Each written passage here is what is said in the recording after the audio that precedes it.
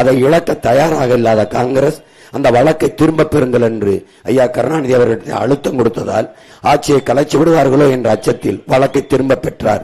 அது பிரச்சனையாக மாறியது. ஒவ்வொரு ஆண்டும் கையேந்தி 450 டிஎம்சி 500 டிஎம்சி இங்கே இப்ப 150 டிஎம்சிக்கு வழக்கு போட்டு ஒவ்வொரு நாளும் போராடி போராடி பெற வேண்டிய நிலைமையில் இருக்கிறது.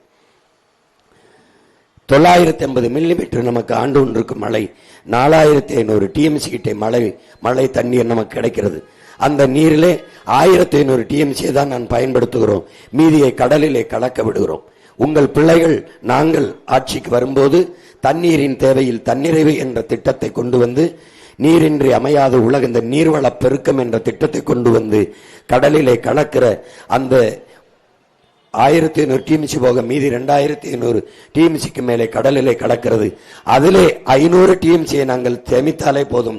கணக்கில்லாத ஏரி, குளம், குட்டை, கம்மாய், தாங்கள் கரணை என்று வெட்டி வெட்டி நம்ம தேக்கினாலே நம்ம அடுத்தவனிடத்திலே கையேந்த வேண்டிய அவசியமில்லாமல் போகும். தன்மானத்தோடு தமிழர்கள் தண்ணீரின் தேவையிலே தண்ணீரை விடந்து வாழ முடியும். அதை செய்தே ஆக வேண்டும் என்பதற்காகத்தான் உங்கள் பிள்ளைகள் நாங்கள் வந்தோம்.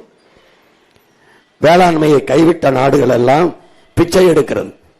வேளாண்மை என்பது தொழில் அல்ல, அது நம்முடைய பண்பாடு, அது நம்முடைய கலாச்சாரம், நம்ம வாழ்க்கை முறை.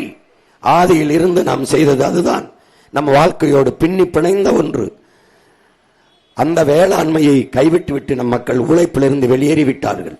ஒரு தாழ்வு மனப்பான்மை. வேளாண்மை படிக்காதவன் செய்கிற தொழில், ஆடு மாடு வளர்ப்பதெல்லாம் படிக்காதவன் செய்கிற வேலை என்று என் மக்கள் எண்ணுகிறார்கள். இல்லை, படித்தவனும் செய்யலாம் என்று வேளாண்மை செய்வது அரசு பணி, ஆடு மாடு வளர்ப்பது அரசு பணி என்று மாற்றி அந்த வேளாண்மையை அழிய விடாமல் மீட்டுருவாக்கம் செய்து மறு கட்டமைப்பு செய்யவே உங்கள் பிள்ளைகள் நாங்கள் வந்தோம்.